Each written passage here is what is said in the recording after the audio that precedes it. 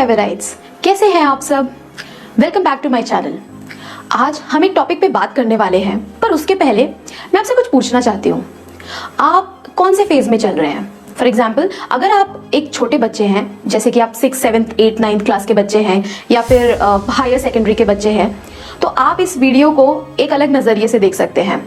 अगर आप college life में हैं तो आप इस वीडियो को बहुत ही ध्यान से देखिएगा, क्योंकि ये आपके आने वाले जिंदगी को पूरी तरीके से बदल सकती है। अगर आप एक युवा हैं जो कि सरकारी नौकरी की तैयारी कर रहे हैं, तो वो इस वीडियो को थोड़ा इमोशंस के साथ देखिए। ओके, आजकल क्या सुनने को मिल रहा है कि हमारा फलाना फूफा का बेटा एक विभाग में सेलेक्ट हो गया, सरकारी विभाग में किसी सेलेक्ट हो गया। फिर सुनने में आता है कि एक लड़की के लिए एक लड़का ढूंढा जा रहा है जो कि सरकारी नौकरी में होना चाहिए। भाई वाह। फिर ये भी सुना जाता है कि लड़की भी हमको चाहिए, लेकिन सिर्फ सरकारी।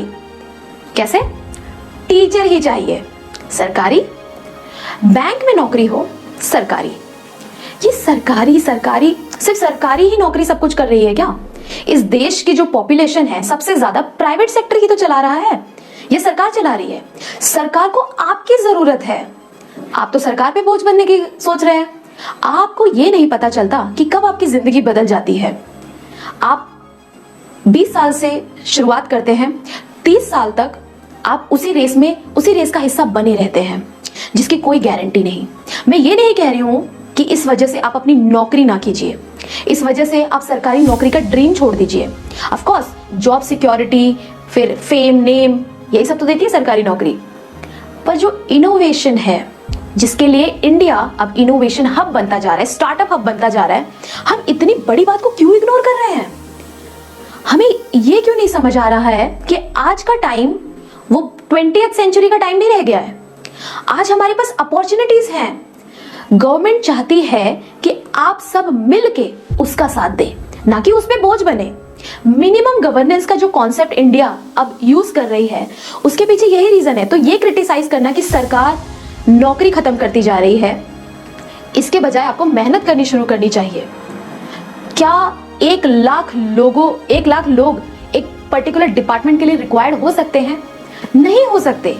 आप ट्राई जरूर कीजिए, बट इस चक्कर में आप अपनी स्किल्स को पीछे मत छोड़िए, क्योंकि इसमें कोई गारंटी नहीं है कि आपको सक्सेस मिलेगी या नहीं मिलेगी। आप ड्रीम कीजिए, ये एक अपॉर्चुनिटी की तरह है, एक ऐसी लॉटरी जो लग भी सकती है और नहीं भी लग सकती है। तो आप इस दौरान अपने आपे को मत खोइए, अपने पेशेंस को मत लूज कीजिए, बल्कि अपनी स्किल्स को डेवलप करते रहिए। अगर आपके पास कुछ पर्टिकुलर स्किल्स हैं, वही आप अप्लाई करिए, चाहे आप अपने बिजनेस में या फिर किसी कंपनी में। आप अपने आप को ग्रो कीजिए। सिर्फ इसी रेस के चक्कर में अपने 10-20 साल मत कुर्बान कीजिए। It's a high time now. India अब इंटरनेशनली अपने आप को रिप्रेजेंट करता है। हम नेशनल से इंटरनेशनल होते जा रहे हैं। ग्लोबलाइज इकोनॉमी में सभी का कंट्रीब्यूशन बहुत ज्यादा जरूरी है। आपको एक बात बताती हूँ, एक 16 years old kid from India, I'm telling you, he has built a business of worth 60 lakh. Can you imagine this? इतना छोटा बच्चा एक बिजनेस बिल्ड कर रहा है, अपॉर्चुनिटी क्रिएट कर रहा है। आप समझ रहे हैं? हम जिस पॉपुलेशन को इग्नोर कर रहे हैं, जो हमारे स्कूल चिल्ड्रन हैं, आई थिंक उस पर सबसे ज्यादा ध्यान देने की जरूरत है। तभी वो इन चक्करों में नहीं पड़ेंगे जिसमें आप पड़ चुके हैं। फिर एक 7 years old एक लड़की है, छोटी बच्ची है। उस बच्ची ने अभी रिसेंटली एक पेटेंट ऑब्टेन किया है। और किस लिए? उसने एक इन्वेंशन किया है फ्लडिंग के रिगार्डिंग। एक सबसे छोटी बच्ची, 7 साल का बच्चा। इसका मतलब यह है कि इंडिया में अपॉर्चुनिटीज हैं, बहुत अपॉर्चुनिटीज हैं, लेकिन आप अपनी जिद के कारण पीछे रह जा रहे हैं। आप तैयारी जरूर कीजिए, लेकिन जो हफ्ते का जो 2 दिन होता है, सैटरडे एंड संडे, वो अपने आप को दीजिए। आप अपनी लाइफ का टाइम कहीं इन्वेस्ट कर रहे हैं, उसको वेस्ट मत होने दीजिए। तो सैटरडे संडे को तो इतना आसान होता है कि कोई भी आराम से टाइम निकाल के प्रिपेयर कर सकता है, किसी भी स्किल डेवलपमेंट कोर्स में एनरोल कर सकता है, सो दैट अपने आप को अपग्रेडेड रखे। हो सकता है अगर आप सेलेक्ट हो गए तो ये स्किल्स वहां पे भी तो काम आएंगी, राइट? मैं आपको कुछ ऑप्शंस दे सकती हूँ। अगर आपका सिलेक्शन नहीं हुआ मोस्टली लोग क्या करते हैं, या तो जिन्होंने ऑलरेडी जॉब की हुई है वो फिर से उसी फील्ड में स्विच हो जाते हैं। फिर ऐसे कुछ लोग होते हैं जो कि वापस से तैयारी करते हैं प्राइवेट सेक्टर्स की, एंड फिर किसी ना किसी छोटी मोटी स्किल्स को अपग्रेड करके वो ज्वाइन हो जाते हैं। बट मुझे लगता है कि अभी आप अगर ज्वाइन होना चाहते हो कहीं किसी कंपनी में, तो अपनी स्किल्स को कंपनी के अकॉर्डिंग अपग्रेड करो। जैसे कि अभी बहुत सारी आईटी फील्ड्स डेवलप हो गए हैं।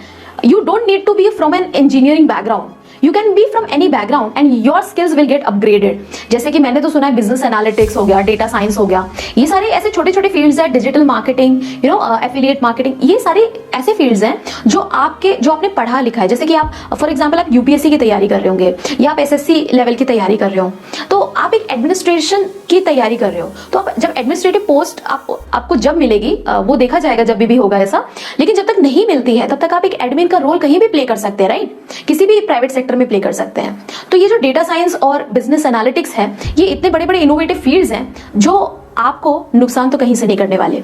अगर आप सेलेक्ट हो गए तो आप इसको अपनी स्कीम्स या पॉलिसीज में इंप्लीमेंट करवा सकते हैं, और अगर आप नहीं भी सेलेक्ट हुए तो पूरा फील्ड आपका ही है, आप ही उसके मालिक हो।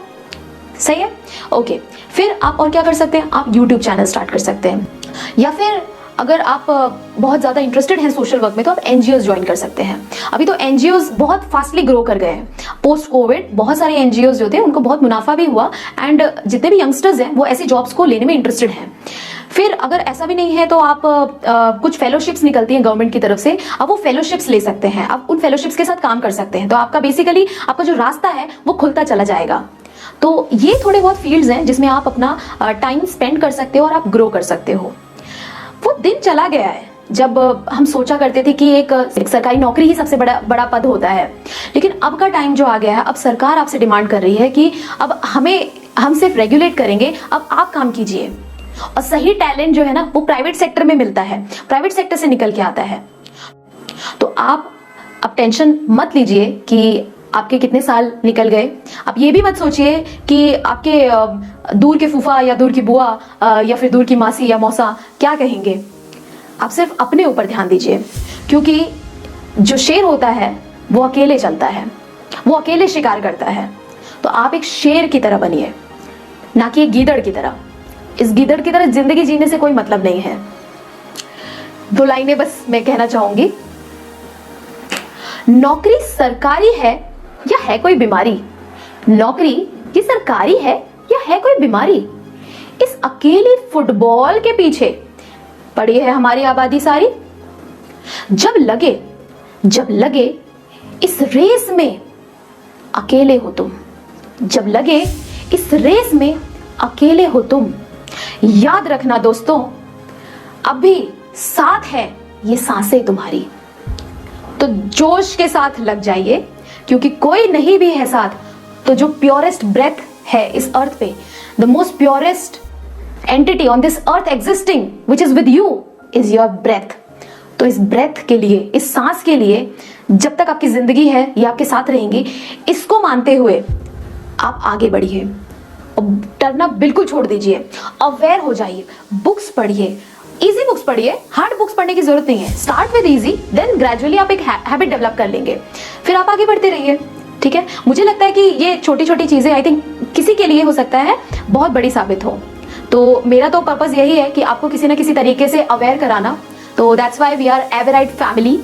सो मिलते हैं नेक्स्ट टॉपिक के साथ। आप कमेंट भी करके बताइए कि आपको ये कैसा लगा, और कुछ फीडबैक्स हो मेरे लिए तो मैं एक्सेप्ट करने के लिए तैयार हूँ। So thank you, bye bye, जय हिंद।